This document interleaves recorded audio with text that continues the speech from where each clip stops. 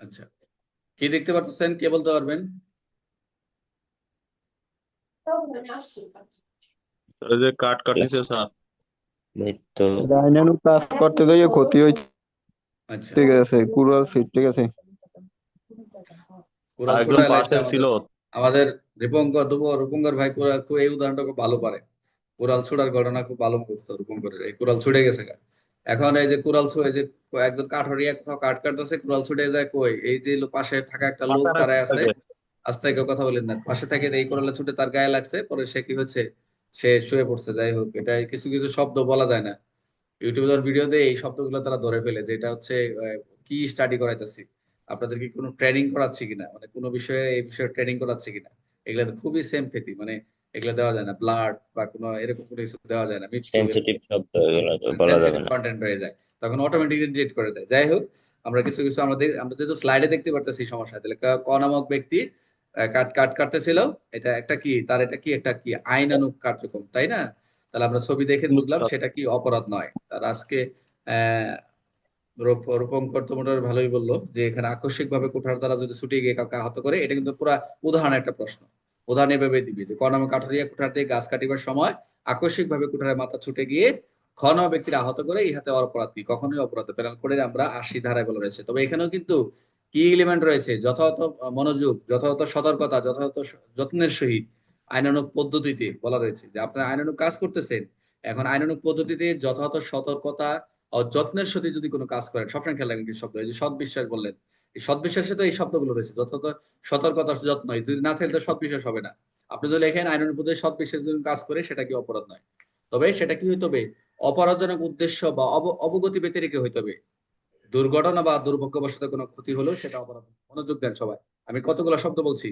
যে আপনি যে কাজটা করতেছেন, আপনার অপরাধজনক উদ্দেশ্য নিয়ে কোনো কাজ করতেছেন না, আপনার অবগতি ব্যতিরেকে, আপনি জানতেন না যে পাশে একটা লোক আছে, আমার কাঠের কুঠারটা সেখান থেকে ছড়ে যাবে, ছুটে যাবে, মাথায় রাখতে হবে।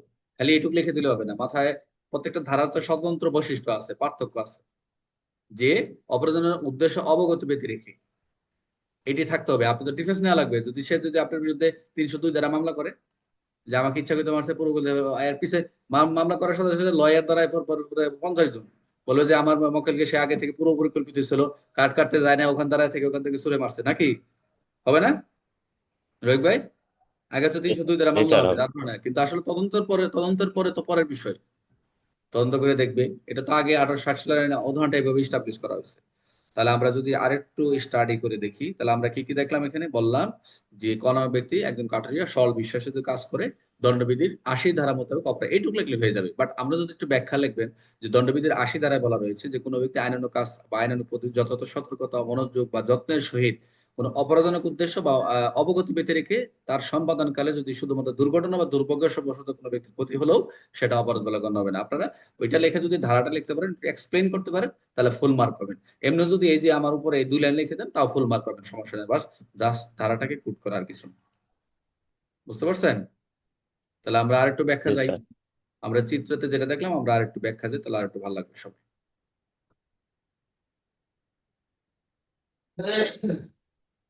সবাই একটু মনোযোগ দেন। স্লাইড দেখা যাচ্ছে আপনাদের? এখন দেখুন, আমি যেটা দেখলাম যে আহ, যেটা বললাম এই কথাটা ঠিক আপনাদের মেন বই এরকম বলা আছে, যে কোনো কাজ আইনত লফুল উদ্দেশ্যে আইনগত উপায় যথাযথ সতর্কতা যত্ন নিয়ে যদি কোনো দুর্ঘটনাজনিত অ্যাক্সিডেন্ট ঘটে বা ফলাফল ঘটে এবং দণ্ডনীয় মানসিকতা, অর্থাৎ এই মানসিকতা জ্ঞান না থাকে, আপনার যে এই যে অপরাধজনক উদ্দেশ্য মানসিকতা জ্ঞান না থাকে, তাহলে সেটা অপরাধ হয়। অর্থাৎ আমরা যেটা দেখলাম উদাহরণ, রহিম রহিম কাজ করতে গিয়ে একটি কুঠার, যেটা হচ্ছে আহ ব্যবহার করেছিল, হঠাৎ কুঠার মার ছিটকে গিয়ে পাশে দাঁড়িয়ে থাকা একজনকে মারা যায়। যদি রহিম সতর্কতা অবলম্বন করেছিল, কোনো অবলা বা ভুল না থাকে, সেটা দুর্ঘটনা হিসেবে গণ্য হবে, অপরাধ নয়।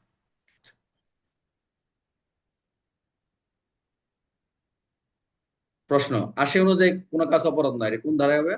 80 অনুযায়ী কোনো কাজ অপরাধ নয়, সেটা কি হবে? অবশ্যই যদি দুর্ঘটনা দুর্ঘটনাজনিত নয়, কোনো অপরাধ উদ্দেশ্য নয়, যে কথাটা বললাম এই কথাটা আসছে এই ধারায়। তাহলে প্যানেল কোডে 80 ধারায় রহিমের কি অপরাধ হয়েছে? হ্যাঁ না না? না। আচ্ছা, তাহলে এই যে 80 অনুযায়ী লফুল অ্যাক্ট হিসেবে বিবেচিত হবে কখন? যখন আইনসম্মত উপায়ে উদ্দেশ্য নিয়ে কোনো কাজ করবে। গুড। 80 কি ধরনের দণ্ডনীয় মানসিকতা, যে ক্রিমিনাল ইন্টেনশন গ্রহণ করে, এটা হচ্ছে অবশ্যই অপরাধী মানসিকতা অপরাধে মানসিকতা নাই, এই মানসিকতা নাই। 80-র উদাহরণে কুঠারে মাথা কেন ছিটকে গেছে? এটা কি অ্যাক্সিডেন্ট, দুর্ঘটনার অবহেলা না দুর্ঘটনাজনিত দুর্ঘটনাজনিত? অবহেলা তো হবে না, অবহেলা দুর্ঘটনা তো সে ধরা খাবে।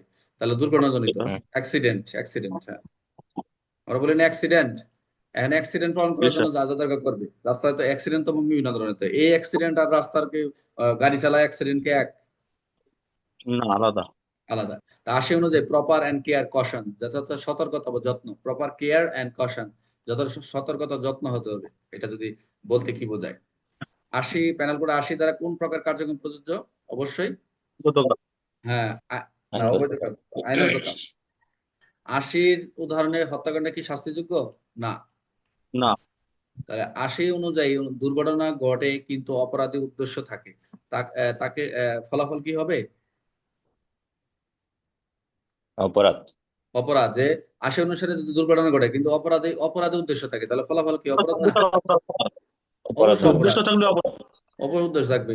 এখন মনে করেন এটা আরেকটা, মনে করেন বাস চালাইতেছেন, এখন রাস্তায় দেখতেছেন যে আপনার সবকিছু ঠিক আছে, আপনি দেখতেছেন এই লোকটা পার হচ্ছে, আপনি উপরে উঠাই দিলেন, এখন আপনার 80 দ্বারা প্রযোজ্য হবে? 80 দ্বারা প্রযোজ্য হবে নাকি? আপনি দেখতেছেন হবে একটা না। লোক রাস্তা পার হচ্ছে, এখন আপনি দেখতেছেন আপনার সতর্কতা সহ আপনি কি ব্রেক ফেলেছে? না, আপনি এমন একটা অবস্থায় যে আপনার এই লোকগুলো আমার পুরাটা বাঁচাইতে হবে।